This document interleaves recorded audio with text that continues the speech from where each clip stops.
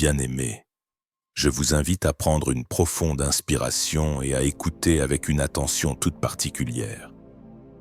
Ce que vous vous apprêtez à entendre n'est pas un sermon de plus, ni un simple discours de motivation, et encore moins un bruit de fond que l'on oublie sitôt la diffusion terminée.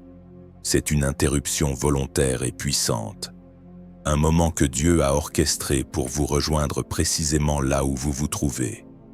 Il est prêt, en cet instant même, à dissiper le vacarme de vos pensées et le tumulte de vos responsabilités pour vous parler avec une honnêteté et un amour sans filtre. Il n'y a ici aucune place pour le symbolisme complexe ou les délais inutiles. Il n'est question que de la vérité brute et libératrice. Dieu souhaite vous rappeler aujourd'hui que vous n'avez pas été créé pour vivre dans un état d'épuisement permanent, écrasé par le poids des attentes des autres, par la course au titre ou par cet effort incessant pour prouver votre valeur. Vous avez reçu une seule véritable mission, un seul appel fondamental autour duquel tout le reste de votre vie doit graviter. Si ces paroles vous semblent lourdes ou solennelles, c'est parce que le ciel ne s'exprime avec cette intensité que lorsque le timing est crucial. Trop de choses ont rivalisé pour capter votre attention, vous laissant souvent occupé mais désaligné, productif en apparence mais profondément insatisfait à l'intérieur. Au fond de vous, vous le savez déjà. Cette agitation que vous ressentez, ce sentiment de manque malgré vos accomplissements, ce n'est pas une faiblesse. C'est un signal divin. Dieu n'est pas en colère contre vous, mais il est intentionnel. Ce qu'il a déposé en vous n'a jamais été optionnel, et ce à quoi il vous a appelé ne peut être remplacé par rien d'autre. Ce message est personnel car il vous est destiné de manière exclusive. Comme le disent dans les Écritures, nous sommes l'ouvrage de Dieu, ayant été créés pour de bonnes œuvres que Dieu a préparées d'avance, afin que nous les pratiquions. La clarté est en chemin, et avec elle, le changement. Vous devez vous préparer à l'idée que certaines portes puissent se fermer, et que certaines voies qui vous entouraient puissent s'estomper. Ne voyez pas cela comme une perte, mais comme un ajustement nécessaire pour votre focus. Ne vous détournez pas de ce moment, car il compte plus que vous ne pouvez l'imaginer. Ces mots ne sont pas de la poésie, ils sont une recalibration de votre existence. Votre seul véritable travail sur cette terre n'est pas ce que vous croyez. Quand Dieu parle avec une telle netteté, il ne cherche pas à provoquer une simple émotion passagère, il restaure une direction. Il retire votre attention du bruit ambiant pour la ramener vers ce qui a toujours compté le plus. Une telle parole porte un poids particulier car elle réduit vos options pour ne laisser place qu'à l'essentiel. Elle dépouille les distractions et révèle vos priorités. Dieu ne vous propose pas un conseil parmi d'autres, il vous appelle à revenir à l'alignement. Votre seul travail n'est pas votre carrière. Les emplois changent, les titres expirent, les saisons tournent. Dieu n'a jamais mesuré la valeur d'une vie par un curriculum vitae. Il mesure une vie par l'obéissance, par la fidélité et par la capacité du cœur à rester aligné avec sa volonté souveraine. Votre seul travail n'est pas l'accumulation de richesses. Bien que la provision soit nécessaire, elle n'est jamais votre finalité. L'argent est un outil, jamais une destination. Lorsqu'il devient le but ultime, il laisse l'âme vide car il n'a jamais été conçu pour porter le poids de l'éternité. De même, votre travail n'est pas la reconnaissance, l'influence ou le succès tel que le monde le définit. Les applaudissements finissent toujours par s'éteindre. Les plateformes s'élèvent et s'effondrent, et l'approbation des hommes est un terrain instable. Dieu ne comptabilise pas votre vie en fonction de votre visibilité, mais en fonction de votre fidélité à ce qu'il vous a demandé de faire quand personne ne regardait. Votre unique mission est de vivre en alignement avec lui et d'accomplir le dépôt qu'il a placé en vous avant même que votre histoire ne commence. Avant que votre récit n'ait des chapitres, avant que vos erreurs ne viennent compliquer les choses, avant que la peur ne façonne vos décisions, Dieu avait déjà planté un but en vous. L'alignement est ce qui maintient ce but en vie. Cette inquiétude que vous ressentez n'est pas un échec ni de l'ingratitude. C'est la part éternelle en vous qui sait que vous avez été fait pour plus que la routine, plus que la survie, plus que la répétition. Cet inconfort tranquille est l'appel de Dieu vous rappelant que vous n'avez jamais été censé vous fondre dans la masse ou rétrécir votre âme, mais marcher étroitement avec lui pour devenir celui ou celle que vous avez été créé pour être. Laissez cette vérité s'installer doucement en vous, non pas comme une pression supplémentaire, mais comme une libération. Dieu ne choisit pas les gens parce qu'ils sont prêts, il les choisit parce qu'il est souverain. Être prêt n'est pas la condition préalable à l'appel. L'obéissance s'apprend après avoir répondu à l'appel. Dieu n'attend pas que la confiance apparaisse avant de parler de votre destinée. Il façonne ceux qu'il choisit, il équipe ceux qu'il nomme, et il soutient ceux qu'il assigne. Rappelez-vous que les pas de l'homme sont affermis par l'Éternel et qu'il prend plaisir à sa voix. Remarquez bien ceci. Dieu ordonne des pas, pas des sauts de géants. Le but se dévoile une étape obéissante à la fois. Vous n'avez pas besoin de voir tout le chemin. Vous avez seulement besoin de rester assez proche de lui pour entendre sa direction. Votre appel est venu avant votre confiance. Dieu a parlé sur votre vie alors que vous doutiez encore de vous-même. Il a vu qui vous deviendriez bien avant que vous ne croyiez cela possible. La confiance grandit après l'obéissance, pas avant. La compréhension vient pendant que vous marchez, pas avant que vous ne vous mettiez en mouvement. Dieu valorise le mouvement plus que la certitude mentale. Votre but existait aussi avant vos erreurs.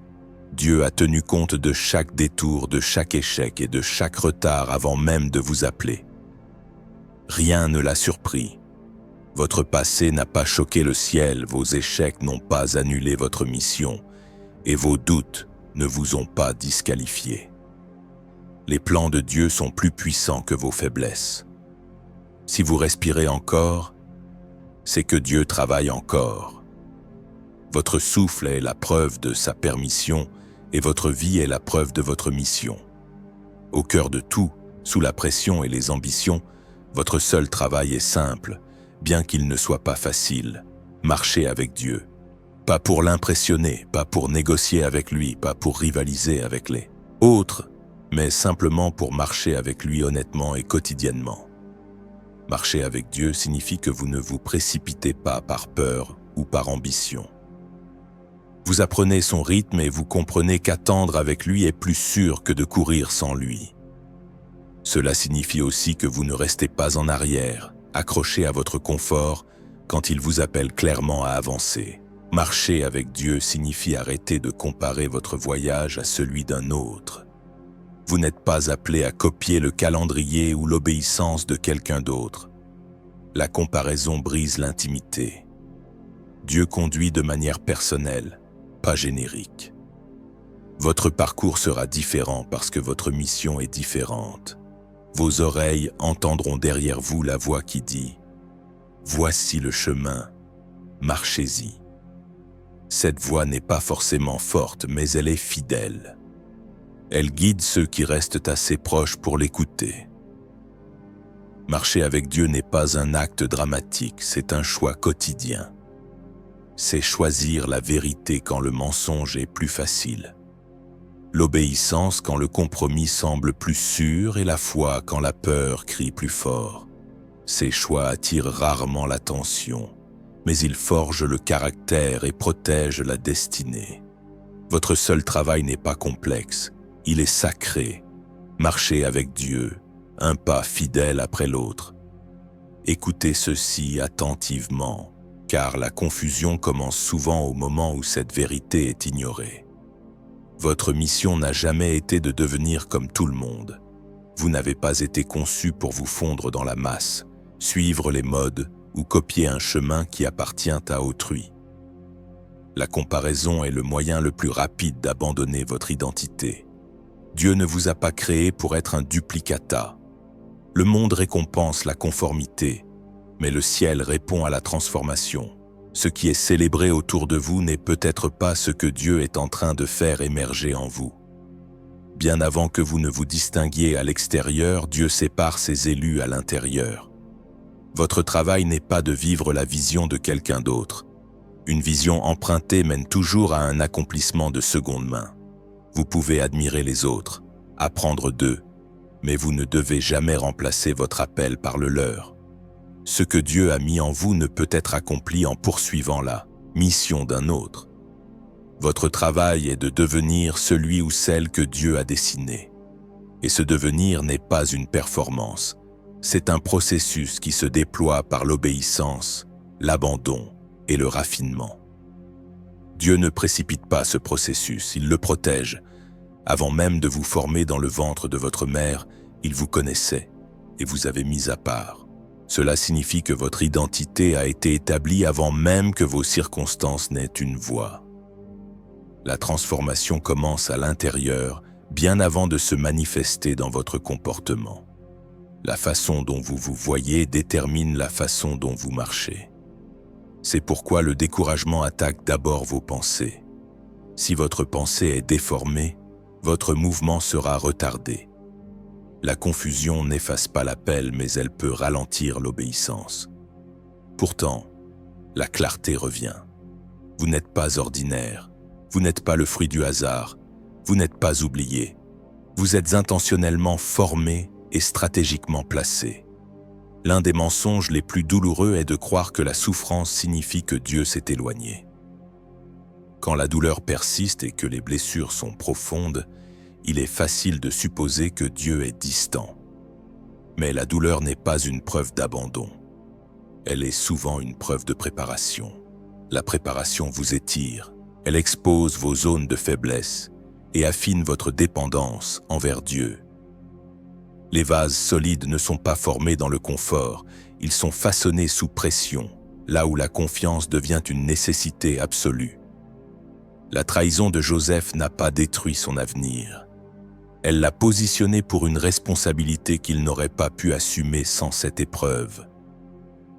Les années de désert de David n'ont pas retardé son appel.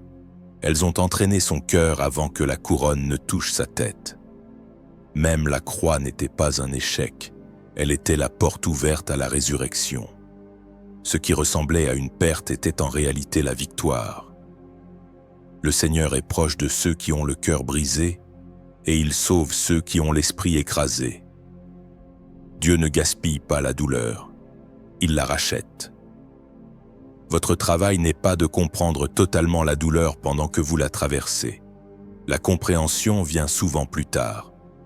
Votre travail est de rester ancré quand les réponses tardent et que les explications sont incomplètes. Dieu ne gaspille rien, ni vos larmes, ni vos saisons d'attente, ni les portes fermées. Tout contribue à vous façonner pour ce que vous seul pouvez porter. Même ce qui vous a blessé est utilisé pour vous fortifier. Vous êtes la lumière du monde. Ce n'est pas un compliment, c'est une assignation. La lumière ne se dispute pas avec les ténèbres, elle ne négocie pas avec la confusion. Elle se contente de briller et de révéler la réalité. De la même manière, vous n'êtes pas appelé à convaincre tout le monde ou à affronter chaque obstacle par la force. Votre simple présence porte un impact. L'atmosphère change quand vous entrez dans une pièce parce que vous portez quelque chose d'invisible mais de puissant. Votre obéissance parle plus fort que vos mots. Votre constance communique l'espoir même quand vous ne dites rien. La lumière existe pour les autres. Vous apportez la paix dans le chaos et la clarté là où la confusion persiste. Dieu utilise votre foi, tranquille, et votre marche constante pour éclairer le chemin de ceux qui se sentent perdus. Ce n'est pas accidentel. Vous avez été placé là où vous êtes pour apporter la lumière là où elle est le plus nécessaire. Votre travail n'est pas de combattre l'obscurité, mais de briller fidèlement et sans excuse. Beaucoup de gens sont épuisés, non pas parce que la vie est dure, mais parce qu'ils poursuivent trop de choses à la fois. Quand le focus est divisé, la force s'épuise. Cherchez d'abord le royaume de Dieu et sa justice, et tout le reste vous sera donné par-dessus le marché. L'alignement simplifie la vie. Quand Dieu devient le centre, tout le reste trouve sa place. La direction devient plus claire, la paix plus stable et le but plus léger à porter. Votre travail n'est pas de tout résoudre, mais de rester connecté à la source. Vous n'êtes pas ici pour survivre, mais pour accomplir. Vous n'êtes pas ici pour vous fondre dans le décor, mais pour tenir ferme. Vous n'êtes pas ici pour abandonner, mais pour terminer ce que Dieu a commencé. Celui qui a commencé en vous cette bonne œuvre la rendra parfaite. Laissez cette vérité s'installer au plus profond de vous. Dieu n'est pas confus à votre sujet. Il n'a pas changé d'avis. Il vous appelle toujours à avancer. Votre seul travail sur terre est simple et sacré. Connaître Dieu, lui faire confiance, lui obéir et le refléter. C'est cela votre mission. C'est cela votre but. Et le Dieu qui vous a appelé vous donnera tout ce dont vous avez besoin pour finir avec force. Vous n'êtes pas en retard. Vous n'êtes pas perdu. Vous êtes exactement là où Dieu peut vous rencontrer. Amen.